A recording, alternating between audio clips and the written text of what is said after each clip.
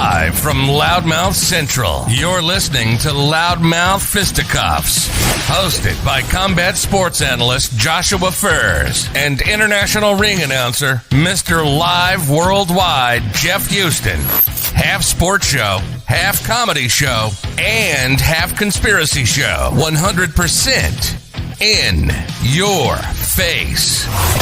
So open your ears, shut your mouth, and have a good fucking time.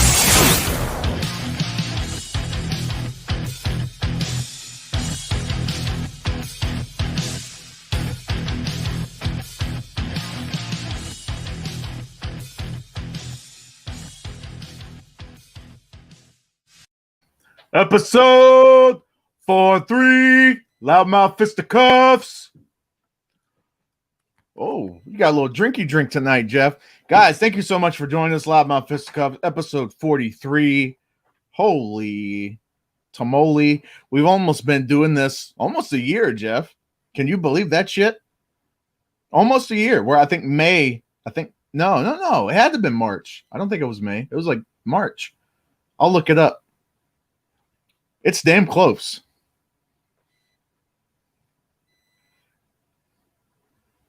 Jeff feels like the soul is probably like sucked out of him because the fact that we've been doing this a year, he's probably, the pain that you could see in my eyes at this very moment. Oh my God, it makes you realize that hell is a very real place, and apparently hell comes in number 43 at Loudmouth Fisticuffs. Oh my good Lord, 43 episodes, almost a year. We are continuing to annoy the piss out of people. You are continuing to annoy the piss out of me, but for some reason it works. I don't know why, but sometimes things just work in a very fucked up way.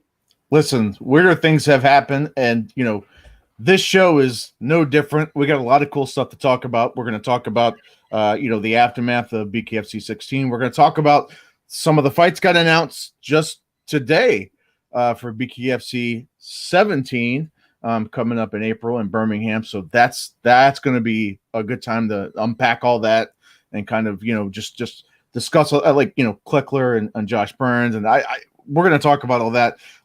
Big UFC card. Obviously coming up with Miocic and Ngannou, the rematch coming up today,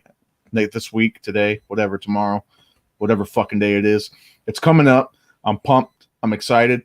Man, it's been a couple weeks, Jeff. How have you been, my man?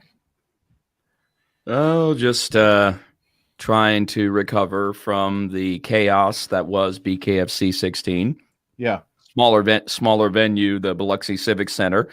But packed as much as we could pack it under COVID regulations and restrictions, which was still pretty badass. Yeah.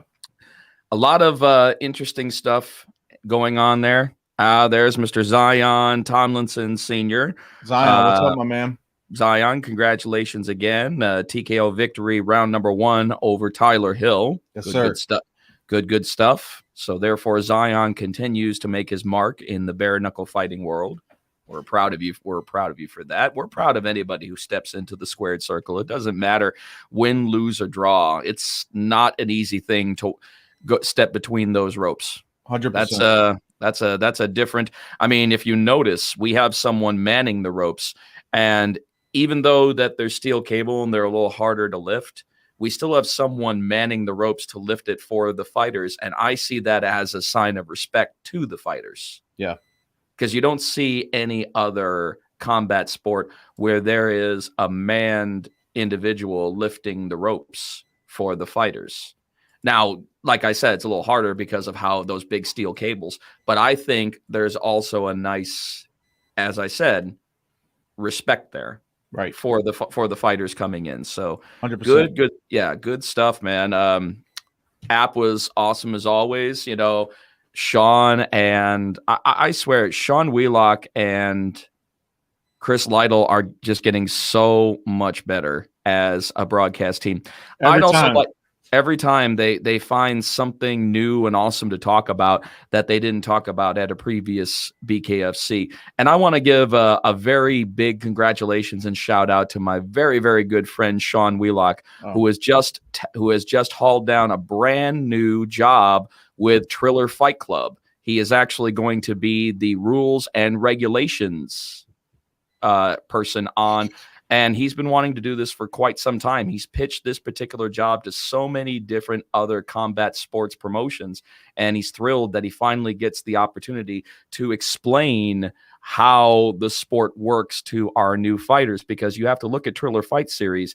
The way that the promotion is structured is to bring in new fight fans. Right. So he is there to kind of guide them through the unknown territory of professional boxing for those who aren't, necessarily, hardcore, livid boxing fans. But seriously, Sean, congratulations to you, buddy. I couldn't be happier for you on that, man.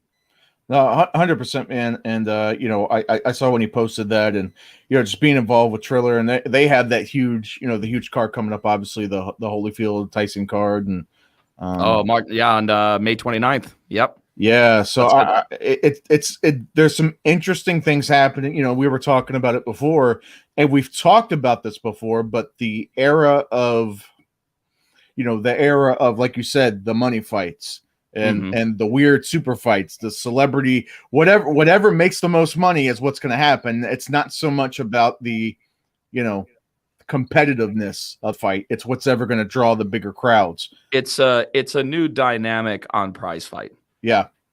It's not the same, I mean, you can't look at rankings, you can't look at position. You really have to look at the popular vote. You have to look at the popular vote, and we all know during the Ben Askren fight, we definitely know who has the popular vote. We understand that Jake Paul definitely has that ridiculous social media following and such, but he's really starting to be a good heel. I mean, whether or not eventually he'll be able to back it up against a true fighter is yet to be seen. But as far as playing the heel role, he's doing a great job. Yeah. Oh, 100%. And I don't know how competitive the fight is going to be, but I'm probably going to fucking watch it. I can talk shit about it all day long, and I know people are going to talk shit about it. I'm not going to lie, man. I'm at least intrigued enough to watch it. I just want to see what happens. I don't know how competitive it's going to be. I don't know how, how great of a boxing contest it's going to be. But I sure as shit just want to see it. I see of it more as a fight. I see of it more as a fight than a boxing contest, because one of them is not a boxer and the other is a mixed martial artist, even though that they're going that direction. And I didn't know what to think about it at first. But this is the law of the land now. This is the way that it's going. Like I said, the prize fight has taken on a new dynamic, and this is just the way that it is. It's more about, what can we do to make money in the fight game in this? And we make very interesting matchups that aren't your typical matchups that fight fans have known for so many decades. Fight fans usually, that's the one thing I like about the Triller Fight Club, is that they're making these matchups that are not the norm, that aren't the obvious. That is true, Jason. Car crashes are fun to watch as well. I'm going to tell you something. You can't look at this as the same competitive fights that you have seen matched up over the years, Jason. This is, like I said, different dynamic. It is. I mean, no, of course, but I understand this point. Like you said, like it again. It's that's why there's NASCAR. Yeah. I mean, I get it. I understand what he's saying. It's you drive by the car crash, the rubbernecking, and no matter how terrible it is, you're still gonna fucking look. You're still gonna watch and just kind of see what happens. I think some of this is no different, man. And it's no disrespect to Ben Askren or any of them. It's just it is what it is. Right? Like, I guess you could kind of trace it back to, and maybe this isn't quite apples and oranges, but Floyd and Conor, I think most of us knew it wasn't going to be like super competitive. Yeah, okay, Conor was a champ, in MMA, Yeah, okay, I get that. He had the amateur boxing experience, but it just wasn't the same. But Just we're wasn't gonna the see. same fucking game.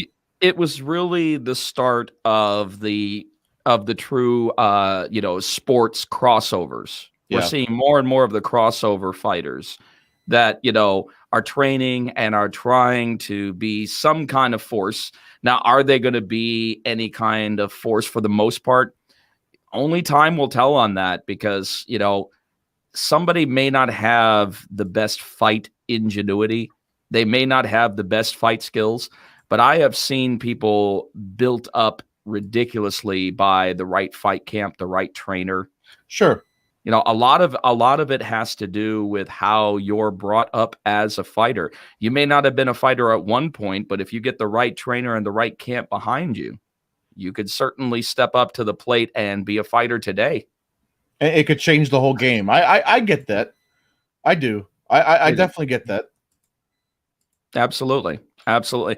Oh, and another thing about the Triller Fight series coming up, April 17th, I believe, is the date that the next Triller Fight Club series will be airing. That I also found out that Frank Mir will no longer be facing Antonio Tarver. Yeah. And that's a shame, because I was really looking forward to that. But according to ESPN right now, it looks like that he is going to be taking on former IBF Cruiserweight champion Steve Cunningham. Now, that is apparently pending medicals being, submitted and such. But that looks like that's the way that it's headed in that direction. Yeah, apparently, Antonio didn't meet the requirements, that were put forth by the Georgia Athletic Commission. Steve Cunningham, he's 44 years old, 6'3", 210 pounds. So he's a big dude. I mean, he's about the same. He's about the same size as Frank. He's about the same size. He might be a little bit bigger than Frank, actually. I don't know, man. Frank was pretty fucking big. He's actually lost some weight. He actually looks a lot better than he has in some time. No, he's taking this opportunity seriously. He is, and I'm very happy for that. But it will be, but as we know, it will be his pro boxing debut. Cunningham is a Philly guy. Oh, don't you love it when that happens on a podcast, ladies and gentlemen? Hey, they know how it is already by now. Nothing. This stuff, we come up with this shit on the fly. There's nothing scripted. We don't have a team of people sitting behind the fucking screen pulling up stuff for us. I mean, maybe one day, but that is not the case right now. Well, at least my train of thought doesn't sound like an actual choo-choo. Hey, man. You never watched Thomas the Train when you were younger? God, why do I even bother? Wow. They're saying April 17th. Yeah, April 17th. So it's just right around the corner. We got 20 more days. Why was I thinking May? I don't know why I was thinking May. Well, May is the Triller fight card with Tyson and Holyfield. Oh, no. Okay. Yeah. I was, what I was doing? I was combining the two cards. Hey, man, that means a lot, Jason. I appreciate that, man. We appreciate that. Jason, you can private message me and tell me that I do the great job. We both know that. We both know that. I mean, look at this. At least I am here in my sanctuary, Loudmouth Central, and look at him. There's nothing behind him. It's black. Abandon all hope, ye who enter here, man. It's nothing. It's the absence of color. Why does he do this to me? Because you do it to yourself, Josh. I'm having a good day, Jeff. I appreciate it. You know what, Jeff? I'm going to appreciate you, even if you don't appreciate me. I appreciate you. I just wish that you would get a backdrop that doesn't look like Satan's butthole. He said that it'd happen. And thank you, Jason. Thank you. Wow. Thank you. Jason, you disappoint me, sir.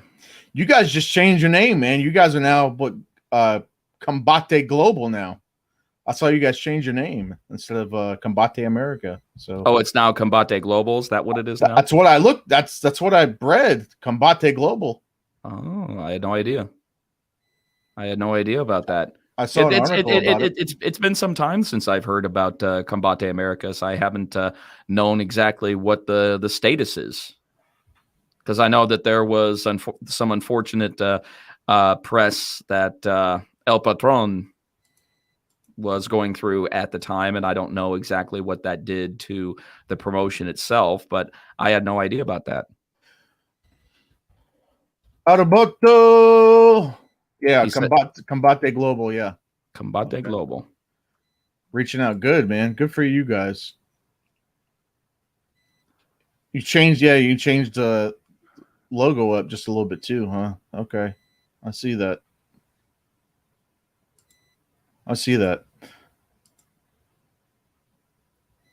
That's old news. Oh, sorry, Jason. Sorry, that's old news. Sorry. Jason can be, he's a little touch and go, isn't he? He's a little. Well, I mean, it doesn't bother me. I mean, if you're not getting ribbed on by somebody every day, it's not a good day. I totally get that. Combate Global. So yeah, it looks like that. It looks like the logo is similar and such, but okay, very cool. So that's the direction that they're going in, and interesting. So real quick, we're gonna jump into some BKFC action, guys. Please share the stream, like the stream. Whatever you could do to help us out, we'd really appreciate. Just spread the word a little bit. Just take a second. I'll wait. Just take a second, hit that share button, and we'll pause just for a moment. And I'm not gonna pause. I'm not gonna pause for any moment, man. I wait for nobody, not even you. Let's go ahead and let's get into the meat and potatoes. Let's talk about the fun stuff. And we're back, guys. Thank you for hitting that share button. Oh my God! See, he completely and totally. I can't stand motherfuckers who tune me out. Okay, it's life. Life is loud. Let's see. What was that, Jeff? Yeah, what was that, Jeff? All right, let's talk about the card. We'll start up from the top. We'll start up from the top, and we'll work our way down. Obviously, the big talk about town is the main event. Yep. Leonard Garcia getting the unanimous decision victory over Joe Hitman 187 Elmore, giving Joe Elmore his first defeat in the squared circle. And then afterwards, something I was not anticipating. Leonard Garcia. He said he would have loved to have left some gloves in the ring, but unfortunately, if he had them and such. So Lieben said the same thing after his fight. He said the same exact thing. Yep, they would have definitely done that afterwards. Leonard is now saying that now that he is a retired fighter, that he wants to be involved on the broadcast team in some capacity, either as a commentator, a backstage correspondent, or a pre or post fight interviewer. He wants to be. It's not like Chris Lieben. Chris Lieben wants to be the guy behind the scenes. Yeah. Leonard has no idea being a face out there, and I think honestly, adding him to the broadcast team can only benefit us. It could be interesting. Yeah. It really could, but man, was that a bloody fight! Joe bleeds like a sieve. He does, man. He does, and he's got all those scars and all those. You have to wonder how busted up, from the Tom Show fight. Mm-hmm. Some of that stuff, man, that scar tissue. I don't know. Maybe that scar tissue cracks open pretty easy. Once you've already had that kind of bloody ass war, like Nate Diaz just pops into my head. There are certain spots on his head and above his eyebrow. When he gets popped, he starts bleeding like a stuffed pig, and it's just because it's a stuck pig. It's not a stuffed pig. Hey, man. Listen, what do you mean? What do you mean? Why do you have to do this to me, Jeff? Because you're incorrect, good sir. Listen, how the fuck does a stuffed pig bleed? I think that hat is on too tight. Listen. No, I think your brain cells are probably not firing. Listen. Oh, they're firing. Just like my new haircut is fire. Look at that. Everybody take a look at this. All right. So, all right. A round of applause. All right. You got a little sod on the fairway. Growing out the hair, not doing the bald thing anymore. Appreciate it. Oh, man. Anyways, but a good fight. But a good fight. It was not. Amazing fight. It was not voted fight of the night. I believe personally that it was the fight of the night, but it was not voted fight of the night. But still, what a hell of a main event. You always are concerned sometimes about the main event living up, because the main event obviously is the one that you want to hit out of the fucking park. That's the one that you want to have all the fans leaving talking about the main event, because, you know, that's why you have certain people in that position for the main event. And this was no exception. This was no exception to what people expect out of a BKFC main event. You know, the damn, hey, look at this. There he is. Easy, educated hands. My man. Oh my God. We were just getting ready to talk about easy, educated hands getting the corner stoppage victory over a 2-time light welterweight world boxing champion. That is huge. That is fucking enormous. Amazing. Monster. That is crazy, man. I think that he could have, I mean, even though we were talking about this, Reggie, and, you know, DeMarcus said, I know my body. I know when I'm done, you know, when I was done, but I still absolutely believe that he could have finished that. We're talking 2 minutes here. We're talking 2 more minutes that he could have got. I know you would have liked to have gotten that fight finished. So therefore that you would have gotten that unanimous decision victory, but a W is a W. And that puts you as the new #1 contender and puts you on the Yellow Brick Road straight to that win. Of course. No, you know what? And I can see that. I almost think, though, and, you know, stop me if you think I'm wrong, but, and I know you will, Jeff, but him quitting on the stool, it almost seems like that much more of a, because, I mean, at first it was a little confusing. At first, everybody was kind of like, what the hell, you know? He owes me 2 minutes. Yeah, I know. You know, I a lot of people were like, what the hell's going on? He should have fought that 5th round, but man, like I was thinking about it after the fight, and you know what it is, Reggie? He's got he owes you a receipt. He really does. That's a receipt right there. I mean, that's on a good old wrestling term, but he owes really you a receipt. He owes you a receipt. But like the fact that he didn't want to fucking continue mentally, he was broke. You know, mentally he was done. I don't know. Maybe there was something physically going on. I don't know. I'm not gonna second guess that. I have no fucking clue. But like he said, he knows his body. You know, he was in fantastic shape. He looked like he was in fantastic. Physically, he was good. And Reggie said that he was also one of the as far as the fight goes, it was like one of the hardest times he's ever been hit in his life against DeMarcus. Any cred for Serrano? What do you mean, Jason? What am I missing? Need a little information there, senor. As in, like, the Serrano sisters, as in, are you thinking of Serrano, or what? Were you just watching Major League and you're thinking of Pedro Serrano? You have no marbles. That was part 2, but yeah, it was part 2. You have no marbles. Marbles, huevos.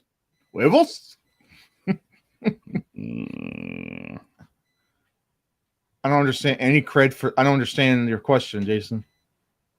Amanda Serrano. Know who? We know who she is. I don't understand your question. Please to explain.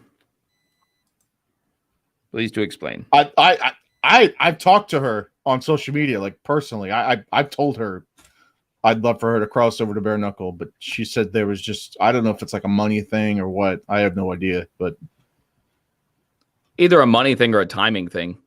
A lot of it also has to do with timing. You know, you got to come in at the right time, and I'd love to see her.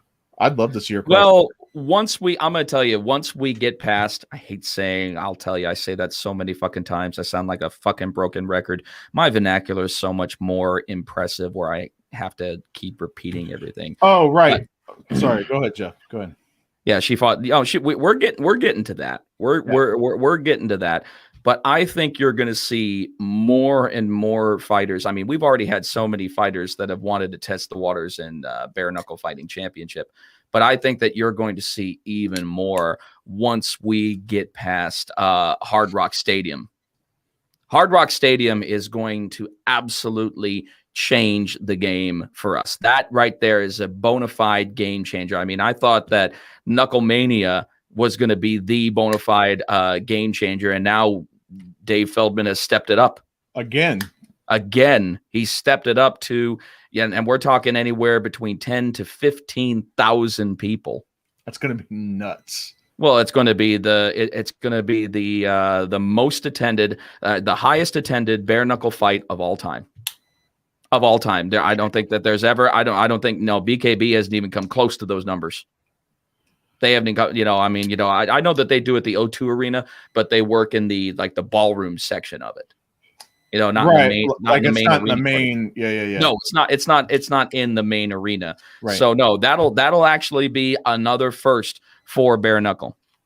The Hard Rock Stadium in Miami.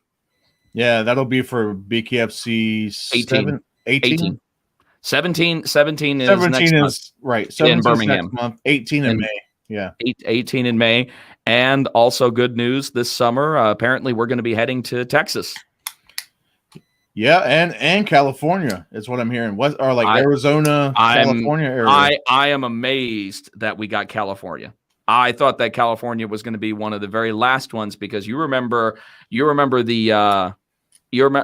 been a couple of BKFC documentaries, but if you remember, the commissioner of the California State Athletic Commission, man, he was not digging bare knuckle. So It sounds like that maybe he's had a change of heart. Or maybe he's had a change of heart and he could see the potential. Oh, there's nothing but potential. He could see the potential in the local economy stimulation. Well, considering that live fights are now finally returning. Right. Are now finally returning to that. So, yeah, most definitely. But, no, we got some big stuff coming up this year. And this is going to be a defining year for BKFC. I mean, every year we always do something, but the way that we're going, we only have one way to go, but up. Just when you think that you're at the summit, it's just another ridge, and you've got another 2,000 feet to the summit, and so on and so on. It's basically a never-ending Mount Everest, is what it is. It's just when you think you're at the top, you're not even fucking close, man. There's just so much more, and we're so new, we're so young in the game, but I've never seen a combat sports promotion that has covered the ground that we have in under 3 years. Nobody. Not even the UFC. Not even the UFC covered this much ground in less than 3 years. Not like this. But honestly, you can probably thank the UFC. You can probably thank these big sports promotions for somewhat paving the way. Sure. Because it started people on the idea of gratuitous violence within the fight world. Yeah. And this one is definitely more gratuitous than most. Yeah. So I think you're spot on with that because when the UFC first came along, the human cockfighting thing, blah, blah, blah. And it freaked the fuck out of people. But they had to restructure. See, that's the interesting thing about it. Think about that. Sure. They actually had to restructure or they weren't going to make it. We don't have to restructure. We don't have to. Sure.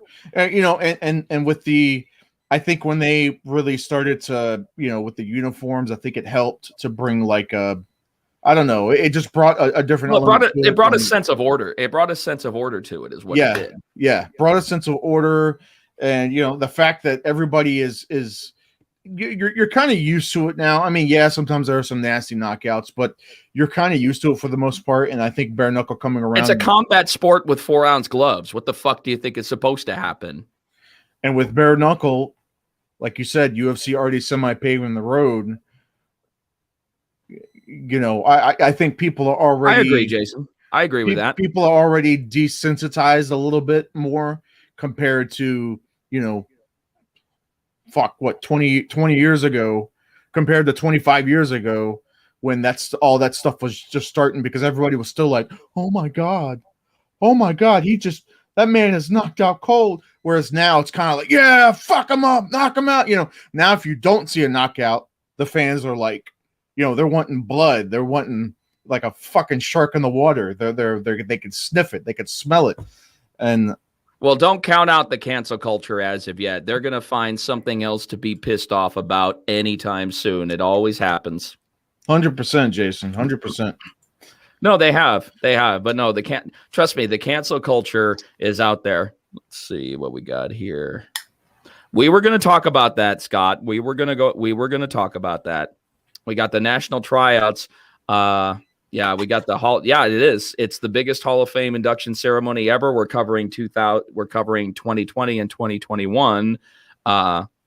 So it's going to be pretty big. And then of course we've got the first ever bare knuckle. How cool is this? The first ever BKFC tryouts in Knuckletown, USA. That'll be something. That's pretty fucking cool. I'm going to tell you something, Josh. I don't care who you have to kill. I don't care who you have to blow. I don't care what you have to do, but you need to get your ass on a plane or behind the wheel of your car, and you need to make sure that you have your happy ass there, because we need to do definitely a live Loudmouth Fisticuffs from Belfast. I think I'm going to drive, because I was looking at it's only flights the flights into Buffalo.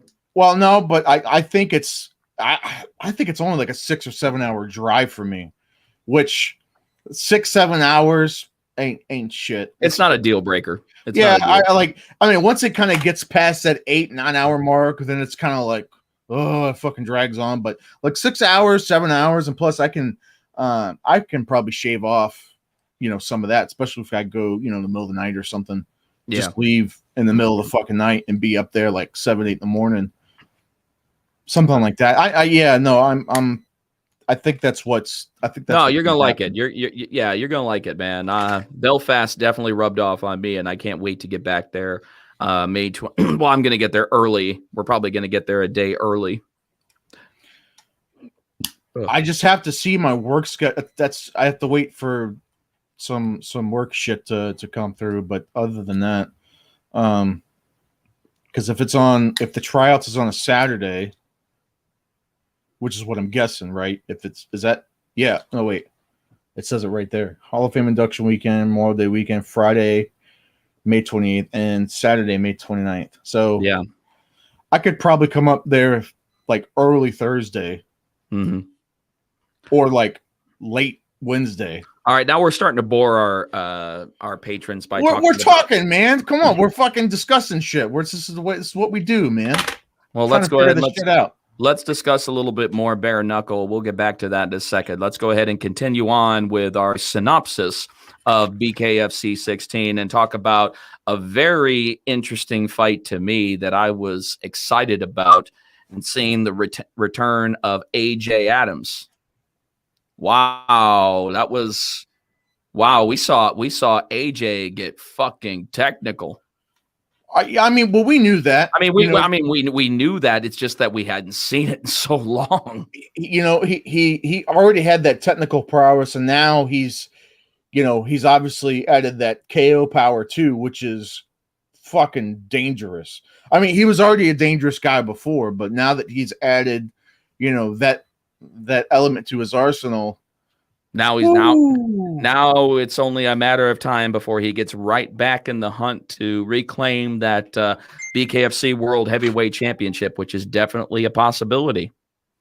Especially, I think he's there, man. I think I know they're having that fight with we're not interested, Scott. We're not interested. We've got it covered, man. We want to keep people happy, not bore them, not put them to sleep.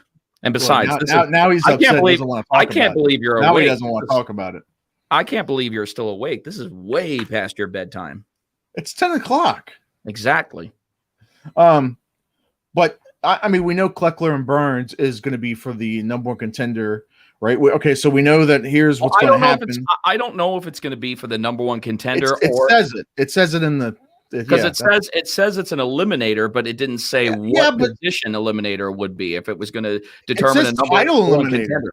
It says okay. Title eliminator. All right. Yeah. Well, there you go. Then that's going to be. So yeah. I'm wondering is are we still going to go ahead and get to see Shoemaker contest against the Mexicutioner for the heavyweight strap as previously advertised? I don't know.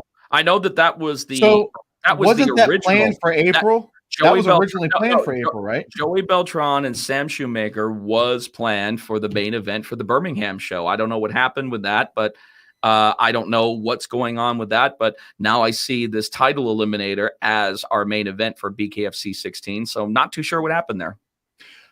I wonder, since it is a title match and, it could be some fireworks, maybe Dave decided to move it to, the Miami card, the big stadium card, just to kind of. It very well could be. Just to add that, because it is a title fight. A title fight always adds that, it very well could be a little bit extra. So you never know. Honestly, you never know. I mean, Dave has got this, never-ending bottomless pit bag of tricks. So it's going to be interesting to see what transpires over the next couple of months. But it was good to see my boy AJ with a new nickname, Bomaye Boogeyman. Yeah, Bomaye Boogeyman. And I think that win, the win over Bobo, like you said, if the Kleckler Burns is for the next number one contender, I have to imagine, man, Arnold has to be still right. Like you could flip him in and out. Him or Burns, or like you could flip these guys and substitute out, because I think he put himself right back into that picture. Oh, I think so. Absolutely. It's going to be interesting to see what happens with. Absolutely. And if we're talking about the next fight on BKFC 16, nastiest injury of the night, in my opinion, and that was with Caleb Harris and Noah Cutter. Yeah, man. Oh man, that was a nasty nose slice. Let me just tell you, I was right there when the doctor stopped that, and I'm never a fan of doctor stoppages, but yeah, I know. It's not that they overlook him. It's not that they overlook him. It's just we didn't hear much after him after Chase Sherman. We just didn't hear much from him. So I don't think he was, overlooked. He just kind of took himself out of the limelight. Yeah, I think he just kind of disappeared. He's not extremely active on social media. He's not at all. No, he's not one of those guys that, talk shit about people or is all braggadocious. Oh, no, he does, but he does it in his own way. Yeah, but like he's not the same. Let's just say the other extreme would be like, let's just say, like Brandon Lambert, right? That's the other extreme. No, he doesn't go to that extreme as far as his shit talking game. He's just a very low key dude. I think this time around it was non-existent. He was just so quiet, so collected. I remember him in the ring when he was waiting for Bobo. All he did is just circle. It's like a shark waiting to close in. We talked about that, Scott, last week. I talked about that, 100%. How I do think that people were, maybe some were kind of overlooking him a little bit, but with him and Bobo, I knew he was going to be hard to fucking hit. Like AJ makes himself very, very unhittable. He's got that weird, awkward counterpunch style, which obviously now he's fucking knocking people into another dimension. He's going to add that to his resume as well. And that's scary. So that's scary. That's a scary thought, man. He dropped Sam. During his title fight. So we know there's knockout power behind those. I just think that what happened with Chase Sherman, I think that was just an unfortunate day that he was off his game. Well, I think it was just one of those back to the drawing board kind of moments, and it happens. Yeah. And it happens. Everybody goes through it. He went back and he made it look easy. Yeah, he went back to the drawing board. He came up against Bobo. Bobo's the kind of guy. I do think that Bobo needs to rely on a little bit more technique. Even though the guy is definitely a haymaker central, and I have no problem with that. But I do think on the technical side, a little retooling could actually benefit him moving forward. Really get those solid combinations in. I'd really like this. I'd really like to. I know his new nickname, the Bible Belt Brawler. The guy's a brawler and such. But now what's happening with bare knuckle, and this is already happening in less than 3 years. We're already starting to see people pull 180s on their original fight game. Yeah. We're seeing people absolutely redefine themselves in a very short amount of time and come back a completely different fighter with a completely different game plan. Yeah. Very, very, very cool. But, that was unfortunate for Noah. I did see some, I swear I saw straight to the bone and possibly even some cartilage separation. That was nasty. That was nasty. Caleb gets the W, round one, at the conclusion of round number one. Unfortunately, they weren't able to continue on that. Caleb gets that W. His record is starting to look better and better, which I definitely wanted him to kind of level out so we can get those W's way above those L's, which he's doing. Well, I was going to say, I know a lot of us who were watching it on, the app on TV. It didn't look as bad on television because the camera didn't really get it that much. It just kind of looked like a cut on the nose. And no, not only was it cut, but it was broken. Well, right, but on camera, am I wearing pajamas? God, you're the last person to ever question what I wear. I don't know what Jeff's wearing. I don't even bring it up anymore.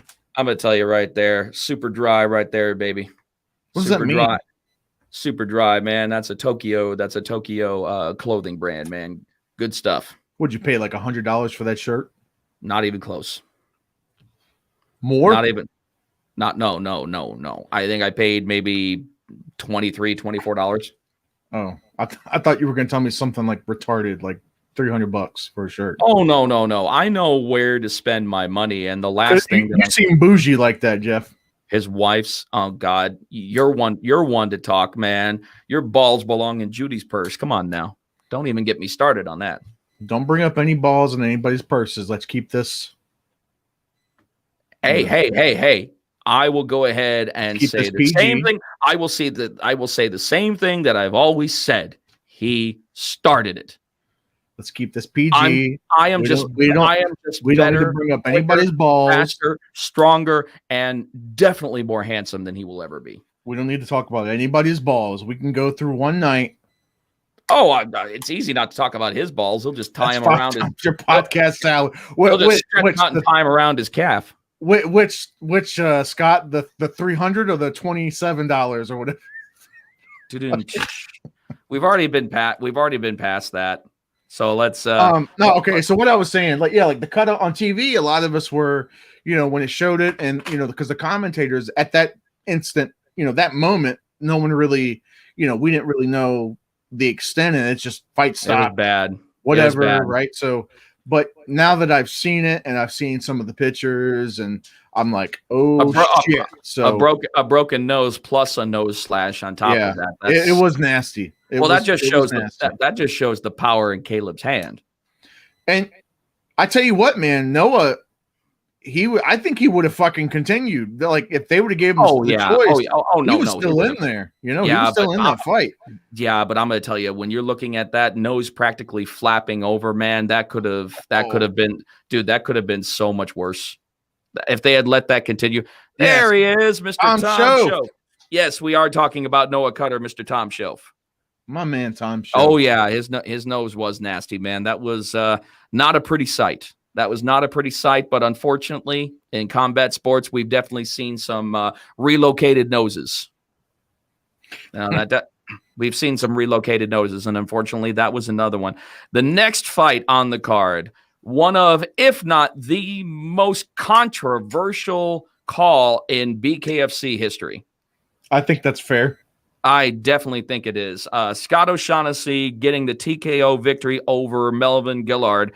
And I'm going to tell you what, the situation, what's that? Tom, I'm going to tell you something, Tom. If you want to go slumming, you definitely go with Scott. You definitely go with Scott. I have a new nickname for him. Mr. Scott, separate checks, please, Bert. Is this going to be together? Separate checks, please. Dude, he says that before we even sit down at the fucking table. Like, separate checks, please. Ladies and gentlemen, Mr. Scott, separate checks, please. Bird. Like walk into a Waffle House and a separate, like nothing on the menu is over $10. You gotta be a cheap son of a bitch if you're asking for friggin' separate checks at a fucking Waffle House. Okay, it's just gonna be me, separate check. Just They look right at him and say, "Sir, can you please leave our establishment? Thank you very much." Sir, it's a Waffle House. Nothing on the menu is over $10. Yeah, seriously, separate checks. I would love to see Scott Burt blacklisted from Waffle Houses. I would love to see that. When you walk into a Waffle House and he's got and every one of them has got his picture up here, please do not serve, and it's just this aloof picture with Scott going like he can't believe that he's been blacklisted from a Waffle House. That would make my life. That would make my life right there. Well, I'll tell you what.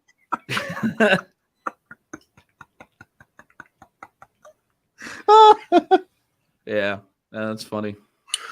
That's funny. Cheers to you, Scott. What is that, man? What are you drinking? You never told me. What is that? Pacifico. You bougie bastard. The guy is so bougie. Love you. F you, Jeffy Poo. See, this is what happens when you don't give an old man his depends. He gets all wet and squishy, and he's very upset. He's very upset. Just ask your nurse to change your depends, and everything will be better, old man. You have a nurse, Scott? Oh yeah, he does, man. Yeah, that nurse is all about Mr. Incontinence over there. Yes. Oh my God. Jesus Christ. Oh, okay. Right. Melvin Gillard, Scott O'Shaughnessy. Let's talk about that. 46 seconds. The situation is that we had a boxing and MMA referee that did not understand the dynamics of bare knuckle fighting championship and therefore called a stop to the fight as opposed to recognizing a knockdown and laying the standing 8 count.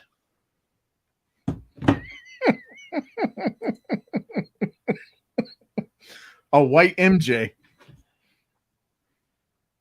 Does it feel good, Scott, knowing that you have no sense of humor whatsoever? None. You don't have a clue. Seriously, man, I'd rather watch paint dry than listen to your jokes. Wow. How does that feel? Gosh. Anyway, but that's what happened. That's what happened. We had a referee that did not. And I'm not going to mention names. I do know him. I actually worked with him 2 weeks prior to the BKFC 16 card. I know it's like something Hughes, isn't it? Yes. All right, fine. I know it is. All right, fine. It's Keith Hughes. Yes, that's Keith correct. Hughes. That's right. Yeah. Yeah, it's out there. It's already out there. Well, Keith, I do believe that he showed up late to. I do believe he was not present at the rules meeting. So I know that he missed out on a lot, and that was a traditional MMA stoppage as opposed to a bare knuckle stoppage. So he didn't allow Melvin to observe a standing 8 count, which he absolutely should have. Melvin was absolutely 100% able to continue that fight. Oh yeah. If he had made the standing 8 count, which he would have. Which he would have. And we're talking about the controversy. That's it. It was just, unfortunately, a bad call. It was a bad call. I think they're trying to make that fight like muy pronto. When we talked to I talked to Dave like right after the card, and he said that they were trying to, obviously, because of they want to run it back. They want to run it back. Yeah, I don't know how soon. I don't know. But they do deserve. But in the wake of that fight, it still creates controversy. And as you know, there is no such thing as bad press. It's just polarizing. It's polarizing news, is what it is. 100%. It's unfortunate because I would have liked to have seen that, even though that Scott O'Shaughnessy was the favorite via the crowd. I mean, that was around in his wheelhouse. He wasn't didn't live too far from Biloxi, so he was definitely a favorite in that one. And it's still a win. Big dude. Yeah, he is. Yeah, he is. Yeah, good. I mean, like I said, it's unfortunate. I know that that's not how he wanted to be remembered for his bare knuckle debut, but if we're comparing apples to oranges, a W is a W. I don't know. No, I know it's a little controversial because I remember I was on the apron before I got in because I had to wait for a second because I saw a whole bunch of commotion happening down by the State Athletic Commission table. And I was talking to John and I was trying to get his attention. I said, John, does the call stand? He's like, yep. Referee's decision is final. Referee's decision is final. I mean, on paper, yeah, okay. Somebody will see that. Oh, O'Shaughnessy defeats Melvin Gillard. That's a big win, But was it like an overall defeat under traditional bare knuckle rules? Of course not. Of course not. No. Yeah. No, it's a paper win, but we want to get the actual win. And when we run that back, I don't know if it'll be a different outcome, but at least we will know that if somebody gets knocked down, they'll be afforded the standing 8 count and the fight not stopped. Yeah, I won't go into. I was pretty pissed off about that decision. Everybody was. I know everybody was. So I don't want to. I'm not going to go. Something, man. I'm going to tell you. Shows right there. Infallible, flawed.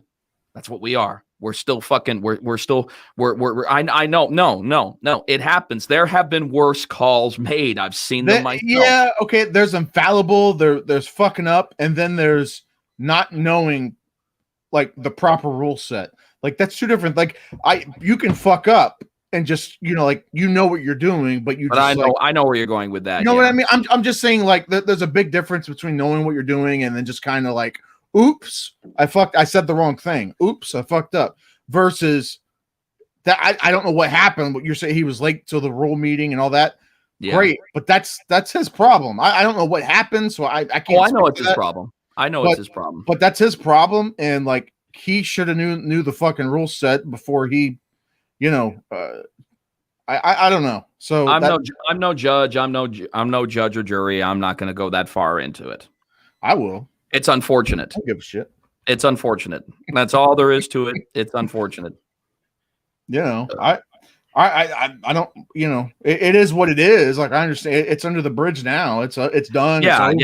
It's now we just have to worry about running it back when they decide to do so.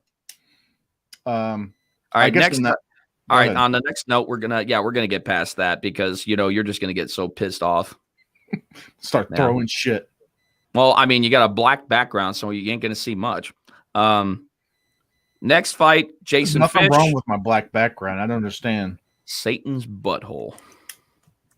Wouldn't that be like red and fire and brimstone and shit? No. That's the exterior. The interior is the absence of light, the absence of color. That's you're fucked over. It's darker than the deepest ocean trench.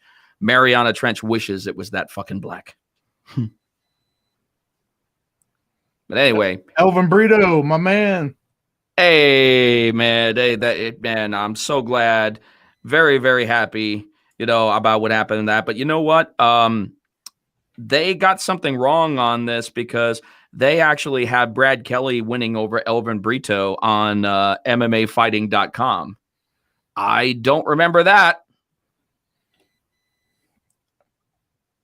No, but yeah. I don't remember that. You might want to go ahead and let them know. MMAfighting.com, you got it wrong. That is incorrect, good sir.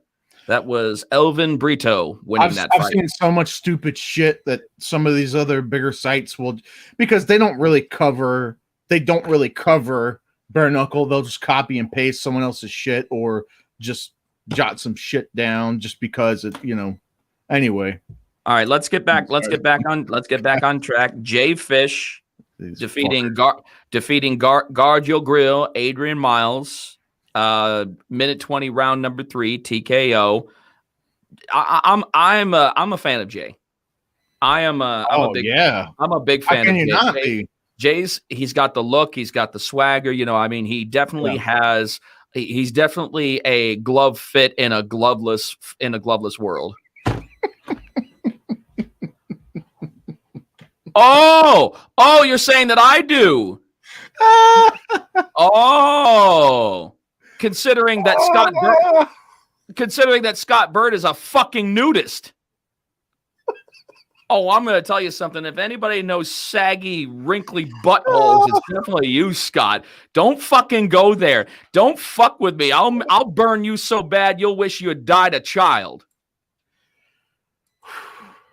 No, that is correct. Knucklepedia.com for all the correct bare knuckle info. Oh, man. Scott.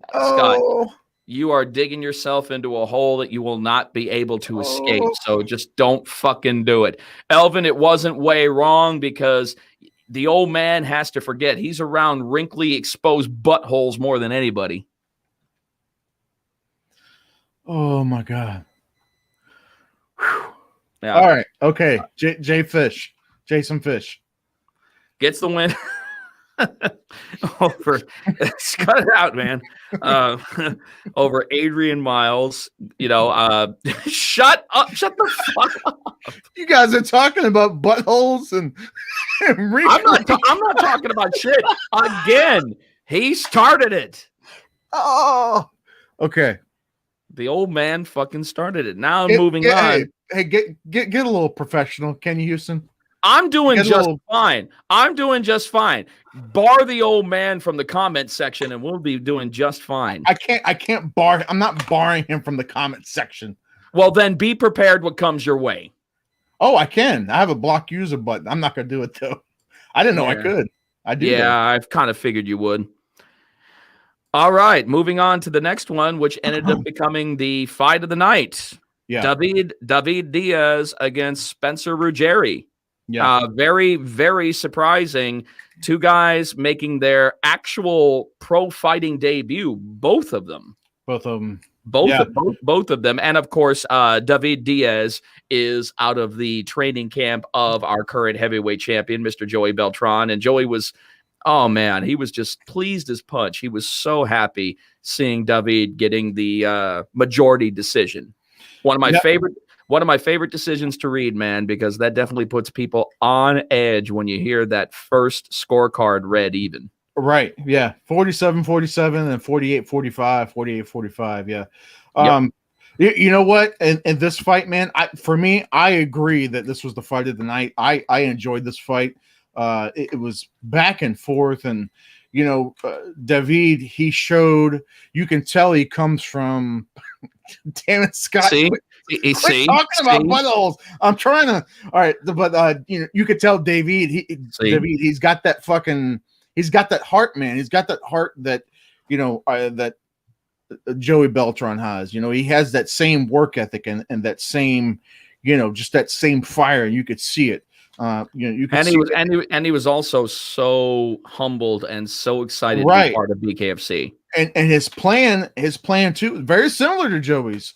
Volume and heart, volume, heart, and smother.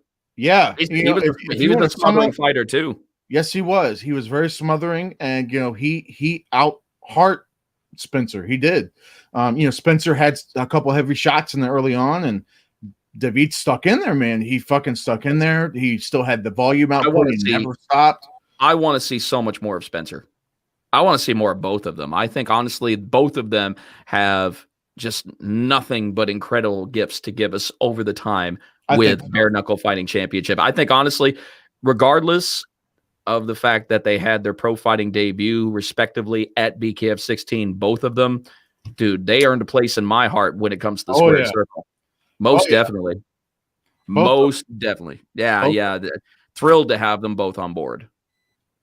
Spencer said that he was going to bring it, and he did. David said he was going to bring it, and he did.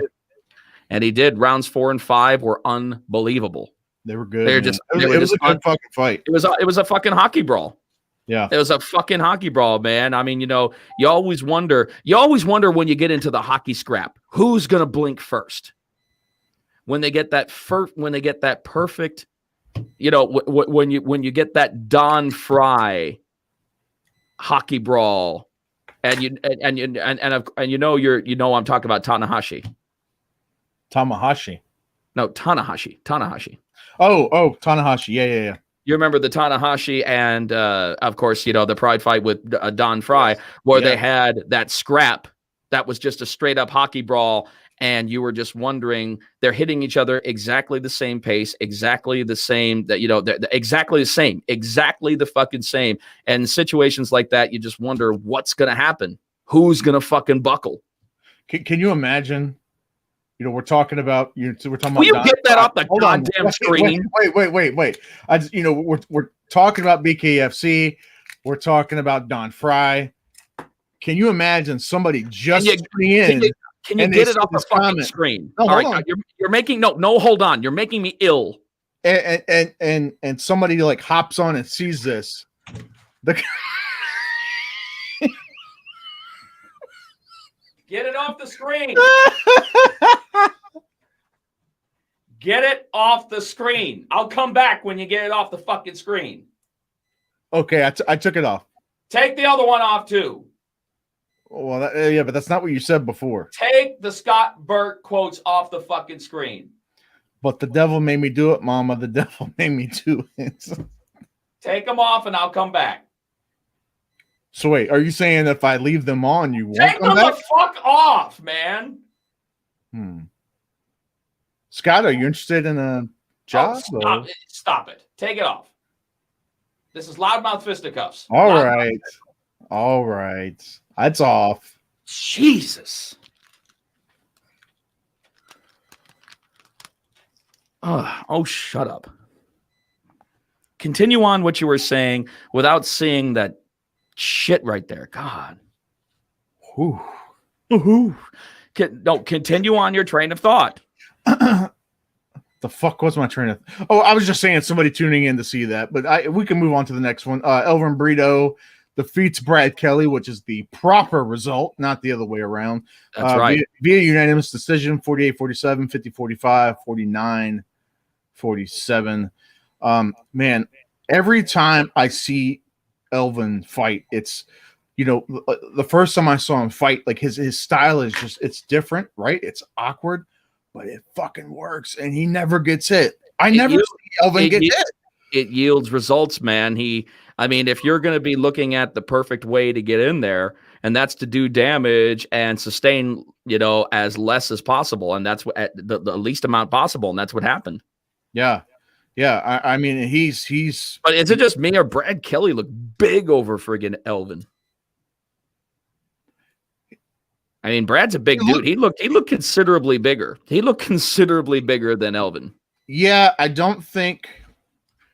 You know what? His fight with Kane, was that at 165 too? Just out of sheer curiosity. I'm thinking so. I think it was. I just want to double check. I'm pretty sure that it was either that or a catch weight, but they wouldn't have announced a catch weight. Oh, speaking of which, we got some good news. We got some good news, Josh. Apparently, starting BKFC 17, we will finally have weight classes established. No more numbers. What do you mean? We will now have weight class names established for everything. Oh, so we're going back to that. We are. And I'm happy about that. I hate saying at a bare knuckle weight of and such. And, even though that it says like on some of the belts, it'll say like 155 pound, whatever, and everything like that. It'll still say that, but we will have 100% and they will not be changing actual weight class names. Are they going to be the same as they were, or is it something completely different? No, it's going to be very similar to what we had previously. There's a few changes. There's a few changes, but they're very minimal. So like 135 lightweight, or I don't know. I don't have. I don't have it in front of me, but I looked at it with Dave Jr. I looked at it and he showed me what it was. I should have I should have copied that down. But we are going to have definitive weight class names moving forward. And I'm thrilled about that because that's the way it should be. Because that's absolutely the way that it should be. So happy days moving forward. I believe that they were going to put that into play at BKFC 17. Good. Yeah, I'm good. Very, very good. Very good. Very good. All right, moving along. Zion Tomlinson Sr. getting the W over Tyler Hill. Zion making a name for himself in bare knuckle. Yeah. Yeah, he wants to be the what did he say? He wants to be the youngest champion in BKFC. So it's hard to argue with his two performances. You know, the performance he had at Toe the Line, and now this one. And now on the undercard of, it's funny. We actually had 3 undercard fights this time. I saw that. Yeah, I know that Elvin and Brad were on the undercard, but there were still a bunch of people apparently watching on social media, so we had that going on. What's going on? Ollie Wetner. Matt, what's up, man? What's up, brother? Scott, we're not talking about boxing, right? We're not talking about that right now. I think I did hear that, Tom. I did hear about that. No, I heard that. Yeah. I believe that. I absolutely believe that. And our first fight of the night, we had Ryan Jones and Eric Thompson, and maybe it was just me. It just seemed like, I don't know if it was over the top for Eric, but I did see Eric getting overwhelmed several times. Yeah, because that was where and struggling to stay on his feet. He didn't come back out after when round 2 was over, right? Well, it was an injury. It was an injury. Okay, yeah. So at the conclusion of round 2, it was but it just didn't seem like he had the heart in it, and it's a shame. But we do see that from time to time. Yeah. We do. It's unfortunate, but like I said, we do see it from time to time, and not every fight is going to be perfect. But if you're looking at the law of averages of bare knuckle fights as opposed to boxing or MMA, we are going to have statistically more exciting fights. We are going to have more exciting fights statistically in one show if you're looking at the show as a whole than boxing and MMA. You're going to have, when you come to a BKFC event, you're going to have plenty of fights to talk about that were on that card that you'll be talking about after. You don't necessarily get that in boxing or MMA all the time, but you do with us. Yeah. 100%. I've said it 1,000 times that the fights, once you watch a bare knuckle card, and more importantly, if you go to a bare knuckle card in person, that's it. That's it. You're hooked. Let's see. We can easily carry on a sideshow podcast here while Jeff runs his mouth and take this over. See? And you're calling me, everybody looks at me as the villain because I've got the snappier comebacks, but you look at me as the villain. Scott's been the antagonist the whole time. I mean, it's the same shit that happened in the fucking Karate Kid. Everybody thought that Johnny Lawrence was the antagonist, but all along it was Daniel LaRusso. Same situation here. Everybody looks at me at the bad guy because I'm picking on the old man. Well, the old man doesn't know Johnny was kind of a dickhead, though. I don't know. He was a dickhead. Well, I'm not saying that I'm not a dickhead, but he wasn't the antagonist. Scott Burt is an antagonist. He just doesn't know when to keep his fucking mouth shut. I'm going to tell you something. We can keep the peace, but you keep starting the fire, man. What am I supposed to do? I mean, I myself might as well be a big can of lighter fluid, man. I'm sitting here just fine until you fuck with me, and then I make the fire hotter and I burn your ass up. So just be careful there, Scott. Nobody wants to hear you talk anyway. I'm in. After they took me off their logo, I'm out for vengeance. Took you off their logo? What? What do you mean? Took you off their logo. We never took you off the logo. Huh? I'm scratching my head through my Kangol on that one. Please to explain. People still know. People still talking about when you and I took over. No, they're not, Scott. You are talking about that. You are the one that is keeping that alive. Nobody's talking about that. People still talking about when I took over the show. Oh, I know that the chicks in Karate Kid caused all that. You took me off. We did not take you off our logo. No, you know what? He's talking about the you're talking about the Combat Insiders logo, I think. Well, that's a completely different thing, Tom. Well, Get it right. So he's talking because I've got this dual streaming on the Combat Insiders page too.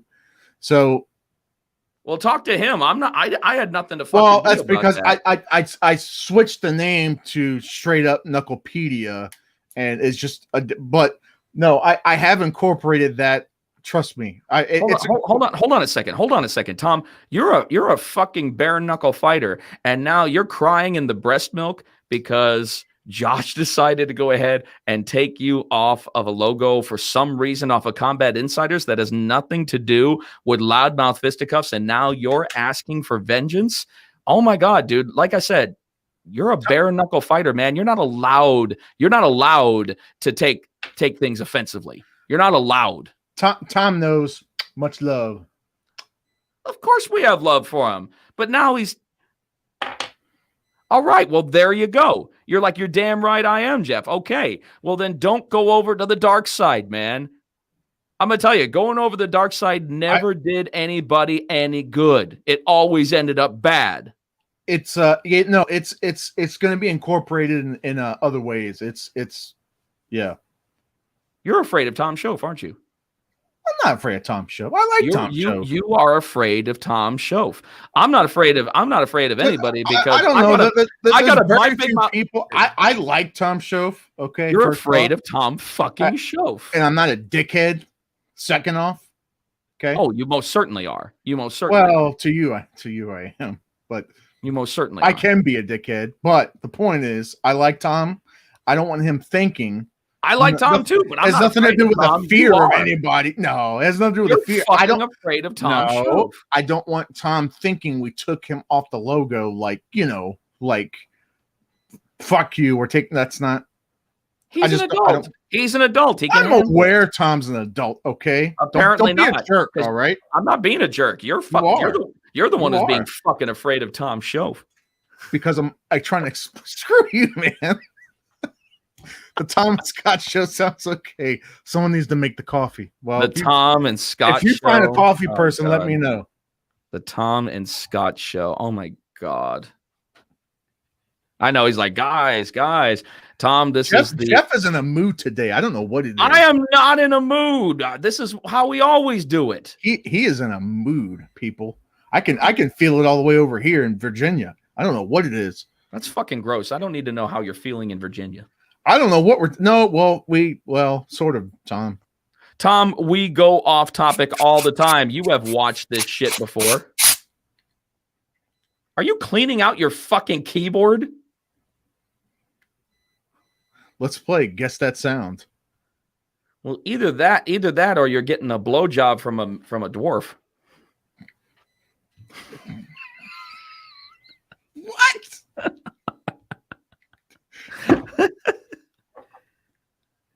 It's a Saturday night rejection. I don't get Saturday night rejections. And how the fuck do you know what a Saturday night looks like outside of BKFC? Saturday night, man, your Saturday night is called at 6 p.m. Because at 4 o'clock, you've had your early bird special and you're in bed by 6 o'clock. So how the fuck do you know what a Saturday night looks like outside of BKFC? The fucking early bird special. The early bird special at Sizzler. It's like the 6-ounce sirloin. And no. It's a Denny's. It's Denny's. That's like the All-Star Slam. It's 2 eggs. No, the Grand Slam. The Grand Slam. The Grand Slam. Hey man, I love the Grand Slam. Don't fuck with Denny's. It is Friday, Tom. He's a confused old man. He's a confused old man. Like I keep saying, nobody wants to listen to me because they think that I'm being mean to him. But I'm not being mean. I'm being real. Okay? So just look. If you want sanity, you know what to do. Block him. What's he talking about? Don't make me bring up the smoking gun. What is that, Jeff? Like I'm fucking scared of anything that you have to say to me, old man. Bring up the smoking gun. What are we talking about here? I have no idea what he's talking about. He's probably thinking that, he's got that bullet saved from the freaking JFK assassination on me or something. I have no fucking clue. The magic bullet? The magic bullet. But his magic bullet, he likes to stick up his ass. Jesus Christ. I don't know if we've ever talked about butthole so much in one show as we have for episode 43 of Loudmouth Fisticuffs. Well, once you get middle-aged, I guess, you start talking about pretty fucked up shit. Last Saturday. Uh-oh. What happened last Saturday, Jeff? Nothing. Oh God, I don't care about that. That doesn't bother me. I'm not going to talk about it here. Oh no, go ahead. I don't care. I had some fun. Let's just leave it at that. What does that mean? Like I said, just leave it at that. I had some fun. What would cocaine and hookers? What the fuck does that mean? Well, maybe half a part of that. It's a picture dressed up like Oscar de la Hoya, dressed up like a woman. Isn't that funny how that's the go-to anytime that anybody thinks of like a transvestite picture, the one time that Oscar de la Hoya got fucked up and decided to look like a transvestite? I mean, here's the thing about that picture, though. I don't think that was the first time. I think that was just the first time someone took a picture of it. That he got caught? That's the first time he got caught. Like, he was way too convincing. It was, whatever. I don't know, Tom. And by the way, I don't give a shit. I'm just saying. Tom, I'm not into that stuff, actually, because I no, that's not it. That's not it at all. So just leave it at that. See, Scott, why do you have to go? Why do you have to do that? See, all I'm doing here is trying to have an awesome time here at Loudmouth Fisticuffs, and you start going like that. And like I said, you fucking started it. Right out of the gun, Stipe or Ngannou, the rematch. Who you got? You know something, man? I'm always a fan of cooler heads prevailing, and there ain't nobody cooler as far as the heavyweight division than fucking Stipe. Man, that guy, he has got his head on fucking straight. And I love it when he's also a fun interview because he's so fucking simple on his questions. So going to be interesting to see what happens from that. I want Stipe to win, but I'm kind of banking on Ngannou has corrected his mistakes. I have a feeling that Ngannou has created his mistakes, and every now and then you kind of come across a fight to where you get that preternatural feeling that he's next. Yeah, that's there's next. Like a shift in the wind, like a shift. No, there is. There's the wind of change. The wind of change. To quote the Scorpions. I think I want Stipe to win, but that was the rest of it, Tom. We went through the whole card. You missed it all. Yeah, we can't help it if you tuned in late. We started at the top. We started at the main, and then we worked our way down. You don't believe us? You've got an hour to watch back, but we both know you're not going to do that. So you can listen to the replay, my man. Instant replay, man. But yes, I do believe that's what's my fight was rescheduled for Mexico City. Oh, cool. April Scott, 24th. Scott, you are not going to use this platform to talk about some bullshit podcast, so cut it out.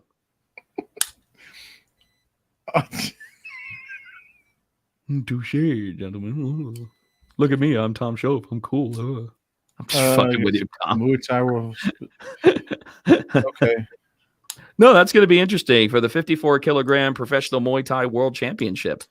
Is that Matt? Is that going to be for a WBC? Is that going to be for a WBC Muay Thai World Championship? Because I always wonder about the professional Muay Thai Championship, and I know that the WBC backs world champion Muay Thai fighters. So if so, the big green belt on the Muay Thai side, man, that's cool. That's cool, man. That's really fucking cool. But I am actually what is 54 WKL and LCS. pounds? Woo! Yeah, it's a lightweight, light. Yes, it's definitely on the lighter side. WKL and LCS. Yeah, WKL. Okay, World Kickboxing League, and I don't know what LCS is. I had no idea, but I know the World Kickboxing League. I know I definitely know that one. That's very cool. But like I said, I want Stipe to win, but I think Ngannou's time is here. I see Ngannou as the new heavyweight champion. I absolutely do. I think so too. I think as long as he makes those adjustments and is able to at least stuff the takedowns, especially in the early on. That's the big thing, because you got to remember what an amazing fucking wrestler Stipe is. And people, they tend to forget, just like they did leading up to that fight. They tend to forget because he never uses it. Yeah, right. He can usually stick to the stand up, and he's all good. But I don't know, man. The first round is going to be really interesting, dude. Nobody in the UFC hits harder than Ngannou. Nobody does, and that's saying something, because there have been some heavy-handed motherfuckers that have crossed the heavyweight threshold in the UFC. But to say that Ngannou is the hardest hitting heavyweight that there's ever been, I'm like, Jesus Christ. I mean, we thought that it was as good as it got when you got to Shane Carwin. Shane Carwin had size 5XL gloves. He'd knock you into next week, knock you into next month. That fucking dude. I was hoping, man. I know there was a very short window they were talking about. I think he was at least entertaining the idea. Oh yeah, There was. Could you imagine that motherfucker, that fist, that hand? Wow. I'd like to see Shane Carwin and Gabriel Gonzaga. That'd be fun. Hey, we could see Mir and Carwin run it back. I mean, it'd be a rematch. We could see that. We could see that, or we could. There's so many opportunities that we could see in the heavyweight division on there. It's just so exciting. I hope that this Triller thing that Mir's doing doesn't it's not going to fuck up him fighting in BKFC. I hope that's not. I doubt it. I doubt it. I don't think it's going to. I mean, honestly, win, lose, or draw, it's an opportunity. It's an opportunity. Let's 100% see. Look at this. Still, I'm trying to fan the flames down, and what do? You put your old balls back in the fire.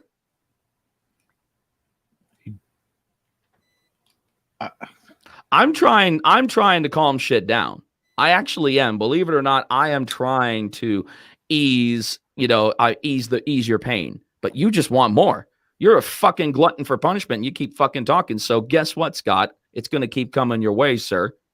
I'm not gonna put you under the bus. I'm gonna put you 6 feet under. Guys, by the way, check out the new haircut. I'm gonna throw everybody. Good segue. He's the master of the deterrent. Not right now, Scott. Not right now, Scott. You're fucking up our show. It's got the little fade going on. The whole. That's not a fade. That's your hair running away from your face. Look at this. Look at it. This takes time, man. Deterrent. Takes time. Detour. He might as well have that big orange sign right across his chest. Detour. Going that way. It takes time to look like this, all right? It takes preparation. Yeah, preparation H. Oh, yeah. You're funny. Yeah, you're funny. Sorry. I thought you said something. Yeah. Whatever. Everybody's so good at tuning me out. Let's tune Jeff Houston out. Never mind the fact that he's funny, charismatic, and usually right about 100% of the time of what he says. Usually right about 100% of the time. You don't understand. You don't understand the irony behind that. Come on. No, I do. I get it. I spent all day driving Jeff to get his hair cut. Is that true? No, not all day. Okay, what happened was that my gal in San Antonio was not available to me because she got booked up, crazy. And even though that I've been going to her for over a decade, She did that. So no, pay attention to me right now, man. I'm talking to you about this. So what happened is that I took a chance in Biloxi about finding a place to get my hair together, because that's a big thing for me. I got to make sure that my hair's together for a show. So I found an old school barbershop on the outside of town. We went out there. Outside of town of Biloxi isn't that far. Biloxi isn't that big a place, and it was a great place. It was a barbershop that was run by three brothers, and they were all Marines. So it was just, one of those good old boys barbershops, and they did a fan-fucking-tastic job. Scott, one of the best haircuts I've had. Scott, I want you to answer this, not Jeff. When they walked in, did Jeff try to, you know who I am, right? No, I didn't. He wasn't there. He wasn't there. Scott wasn't there? No, he dropped me off. Okay. No, he dropped me off and picked me up afterwards and such. But hey, I was cool. I was cool about it because I talked. I'm the announcer at the. No, I didn't say it like show tomorrow I didn't night, right? say it like that. I said that we do have that coming, and not only that, the haircut was so good. Scott will vouch for this. We even did a promo shout out video with the guy who cut my hair, because I was hoping that we could put that up, and any of the fighters that wanted to get put together before the fight would have some place to go. I mean, for a little. No, it was a good fucking haircut. I didn't want anything in return. It was a good fucking haircut. You know how that is? Well, maybe you don't, because you're now experiencing hair for the first time in quite some time. But when you have the right one person who's been cutting your hair for a very long time and such, you get a little leery about possibly using somebody else, because you don't want them fucking up your due. It's just hair, Jeff. I'm going to tell you something. I got the best fucking hair out of almost anybody, almost any announcer that there is out there. Very few can fuck with my hair. I put so much into my hair. Yeah, go ahead. Go ahead and fucking fall asleep. Then I can actually get a show done. I was not hoping for a free cut. I even paid him before that. I was not hoping for a free cut. That is a lie. By the way, you know the fight's tomorrow? No, I did not. I did not. Saying. That is the biggest fucking bullshit ever. Of course I wouldn't do that. That's me. I'm doing it tomorrow. I am not trying to solicit BKFC for a free fucking haircut. Fuck you, Scott. You know that's not true. That's my show, and nope, I do not do that at all. I don't know who the fuck you are, but there's a lot of these fighters in town. I could recommend them to come to this spot. With all that smooth talking for a $20 fucking haircut. Jesus Christ, I'm not that cheap. Now, Scott Burt would do that shit. Scott Burt would be in there. I am the... Scott Burt would tell him separate checks. Please. Yeah, well, that's the first thing he'd say. Because he's so used to say it's just like a reaction, but he can walk into a hairdresser. How you doing, sir? Name? Separate checks, please. And they look around. It's just you, sir. It's just you, sir. It's just you, sir. Oh, of course it is. Force of habit. Of course it is. Of course it is. Of course it is. Scott Burt, Police Gazette. Bare knuckle. No. President. Scott Burt, president, Bare Knuckle Boxing Hall of Fame. You might have seen me, you might have seen my medals, even has the medals with them. Oh, and I also wanted to show you the oldest championship belt in history. I just happened to have it in me. I could have left it in the car, but I didn't, because, I want to put myself over. Kilrain versus Muldoon. It happened right across the street over here. That's right. No. In 122-degree weather for 89 rounds. Yes, and there were 5,000 people, and the hotel that used to be right across the field, there were over 1,000 people on the balcony. Right across the street. Right across the street. And and Scott did take me to a fight site. I'm sure that you saw the videos. Saw the videos. We always have a good time when we do the videos. That was fun. No, Jeff has the medal in him. Of course you would say that. Oh my God. He's always wearing them to cover up those, disgusting nipples that leak milk. Scott, do you like maybe like wear them to like you wear them around town and like pretend like you forgot you had them on just so? Oh, like, absolutely. Walk into the local Sizzler and like have the medallion hanging around your neck. They're like, oh, what's that for? This? Oh, I forgot I had it on. I didn't even know. Exactly. I could see, you know, Scott's a bona fide nudist. I could totally see him wearing those medals at the fucking nudist colony. Medal? Oh, this one. Oh, you know, sometimes I don't even notice them anymore. You know, I've got so many. I've got so many. I don't even notice. And, you know, and my mother-in-law makes them. So, you know, absolutely. Scott, I'm just fucking with you. You know, I love I love you, man. We need to think of a different topic. This is taking up way too much of episode 43, even for our own fucking good.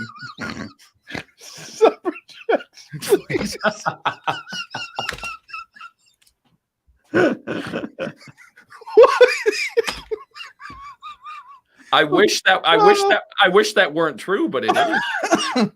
Every fucking time. You know what? We have to go into a Waffle House, and Scott has to do that. Like, he has to like and make it a big deal. Like, whoa. Before we get started, separate checks, please. You know what I'll do? I'll bring my wireless karaoke microphone. Oh my God. Have him like lean up against the counter.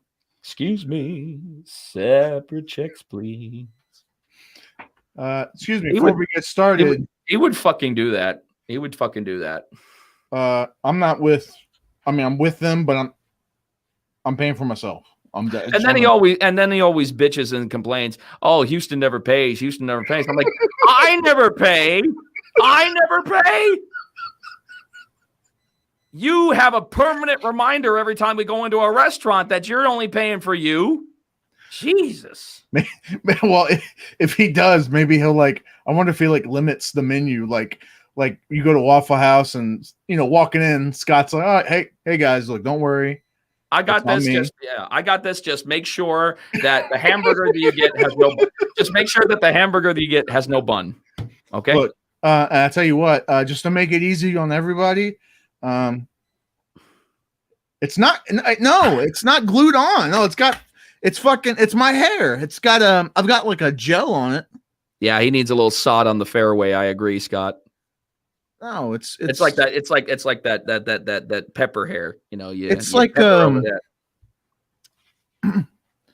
growing it out, and then I got my first haircut today in like 15 years because I usually just buzz it. You're not helping, Scott. Oh my God! So too much fun. That's too much fun. We are laughing off calories here today on episode 43, Loudmouth Fisticuffs. For everybody that's tuning in to this absolute clusterfuck of a show, I mean, you know, but it's not the worst because we actually did a show once that I was so fucking blitzed that Josh actually had to tap out. Oh yeah, but nobody knows about that one. Well, because we never aired it. Other than what you've told about it. No, by the way, I do have it. I have it on my computer somewhere. He tapped out. He actually couldn't handle it. He pussied out. He absolutely pussied out. I was fine. I don't know about that. It's kind of. You could have made it happen, and we would have had history. We would have had seriously. It may have been ugly history, but it would have been history nonetheless. It's always ugly. History is always ugly. Well, no, I've seen some beautiful history, and, you know, we've been making a lot of beautiful history with BKFC. That's for damn sure. A lot of beautiful history. Oh, my God. Jesus Christ. Bare knuckles and blood, but, you know, I mean, you know, ugly to everybody else. That's true. God, Scott, Jesus Christ. Talk about breaking down the... Do you know about breaking the fourth wall? Fuck. That is true. God. You guys are no fun. You guys are no fun. Seriously, man. All we're trying to do here is to... Josh has never left his chair in a rage, though. Well, maybe if he had to pee, I don't know. I have no fucking clue. All right, let's talk. Looks like that we're getting close to probably our wrap up time. So let's talk about what's going on. What else is going on, Josh? What else do we need to? No, you don't win. You don't win. We don't need to talk to you anymore, Scott. You've taken up way too much of our time to begin with. So what else is going on before we sign off from episode 43, Josh? I mean, man, like I said, UFC's this weekend, of course. BKFC 17. Coming up in April in Birmingham. We knew about the Dylan Kleckler, Josh Burns main event. We knew about that. They also announced Mike Richmond versus Marcel Stamps, which this is fucking interesting because, Mike Richmond, who just a few weeks ago, they were advertising him for the BKB card to fight Sweeney and over in the UK. So a lot of shakeups, something happened. I don't know, but hey, I'm glad. He's got a good look. He's got a good look. I'm fucking glad he's over here.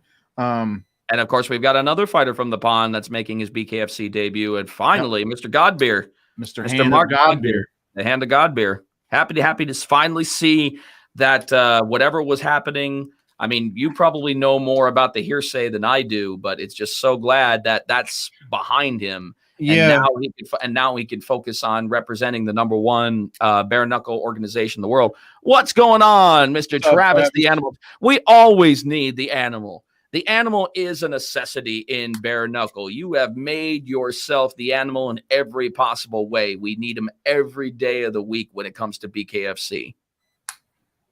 Every day. And Travis, even if you're not on the card, I hope that you're going to be there in Alabama because that's going to be a first because it's the first card. It's the first state sanctioned legal bare knuckle fighting event in Alabama history. It's the first. I love it when we go somewhere and it's the first time that we've done it because that right there is a big old history stamp. Oh, I'm sure you will. I definitely don't doubt that. I don't doubt your resolve on getting where you need to be.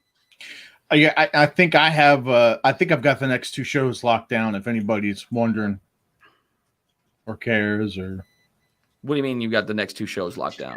To be there. Well, of course you're gonna be there. Why wouldn't you come to Alabama? And why the fuck wouldn't you come to our biggest show ever in May? By the way, too, if people are listening, you can fucking fly to Miami for like dirt cheap right now. Like, literally from Richmond, round trip tickets $87. No bullshit. Can't beat that.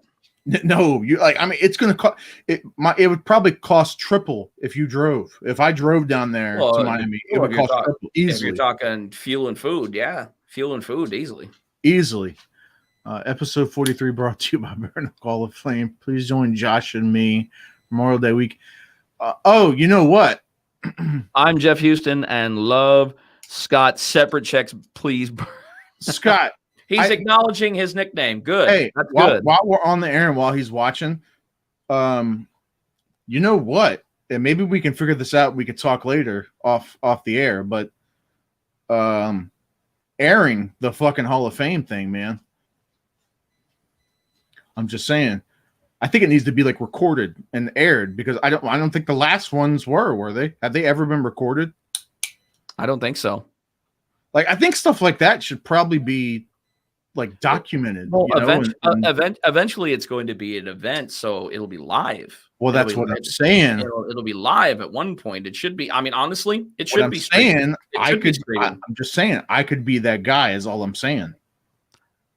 Oh, that's an idea. I mean, if they want to entertain that would be an idea too. Yeah, if they wanted to put it on the BKTV app. But I'm just saying, if you want to do something like that, Scott, maybe we could figure something out. Maybe put it. I could stream it live on the Police Gazette page or something. I don't know.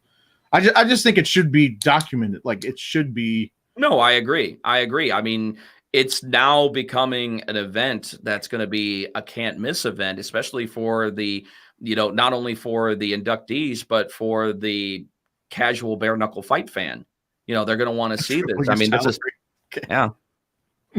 I'll triple your salary from $3 from $3 to $9. Unbelievable.